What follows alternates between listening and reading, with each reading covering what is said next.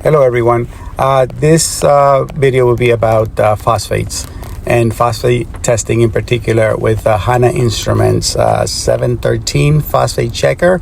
I was recently asked by a company to review and test and make a video about phosphate removal pads for the FX6. So we'll talk today in this video about phosphate checking. There will be two other videos following, one on the results of the test and also a discussion about phosphates in general.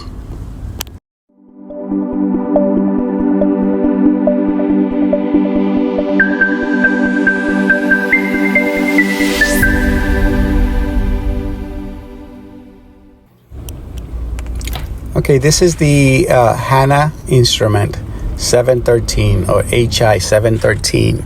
This is a low-range phosphate tester. They do have one for marine and also one for high-range testing for phosphates, which really doesn't apply to us.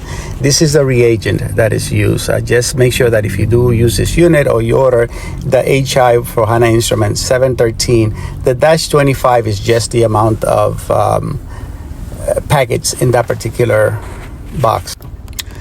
I've had this instrument for about close to 3 years. I'm replacing the battery now just to make sure that I have accurate readings and make sure nothing goes wrong. When you first turn the unit on, you're gonna see that flashing press on the side, C1. So at this point, I'm using tap water test to begin with. First, what you do is you just add 10 cc's of water. I'm holding it with a piece of paper towel there. So I'm just trying to limit the amount of print that I'm putting on the glass that can affect your results. So once you put the water as a calibration first, you press again the button there, and you're gonna get those 3 flashes, and then it's gonna ask you again. It says C2 and then it says add. So at this point, what you're going to do is you're going to remove the same vial that you put in there, and you're going to add one of the phosphate packets. It's marked. You kind of cutting around the 2 corners in a circle. You pinch the end to create a little funnel or a little slide for the powder to come out. I just tap it to shake it down to one end. I have found so far that the powder, the reagent does come out well. I've read some people that say they have difficulty for all of it coming out. It comes out quite well. Now, they recommend that you shake it for 2 minutes or until it's well dissolved. Again, I'm holding a towel there. Once you've shaken it for a little bit, it turns blue. You can also get micro bubbles on it. So one of the things that I like to do is I kind of roll it, as I'm doing right now. And what that does is that any micro bubbles that are attaching to the glass wall, it'll kind of just carry it with them and it comes out. And I'm just giving it a good wipe again to make sure that I have no fingerprints. Once you put it back in, you got to press and hold the button, and then a 3-minute timer starts. Okay, and you just gotta wait the 3 minutes. Okay, moving time forward. 3 minutes have already passed. I just cut that part out of the video. No need to see that. So at the end, after 3 minutes, it will flash and it will give you the reading.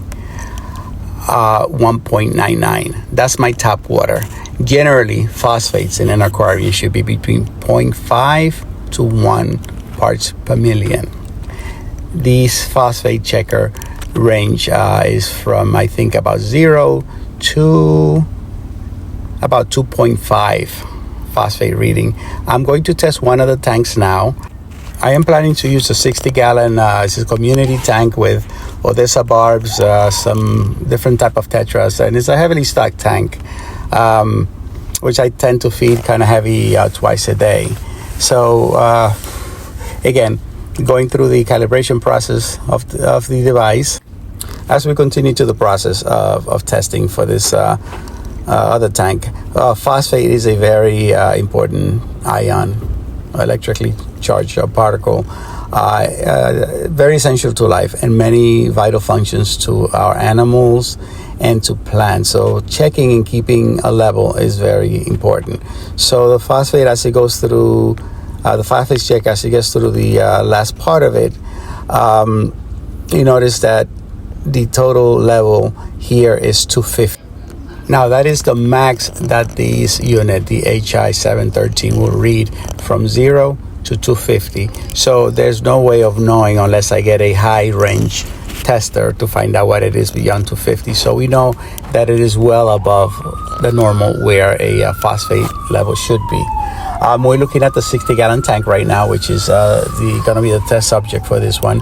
I also tested the 120-gallon, and I got the same result, 250. Now, if you notice that the initial range for phosphate was 1.99, that's straight out of the tap.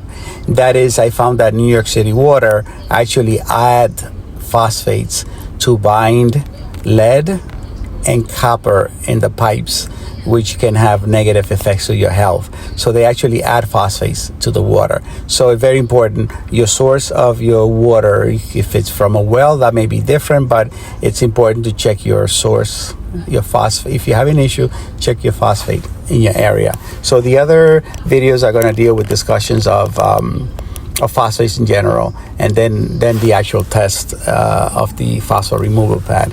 Thank you for watching, and I'll see you on the other two videos. Thank you. If you have not done so, please subscribe, like, share, and push the notification bell. Thanks for watching.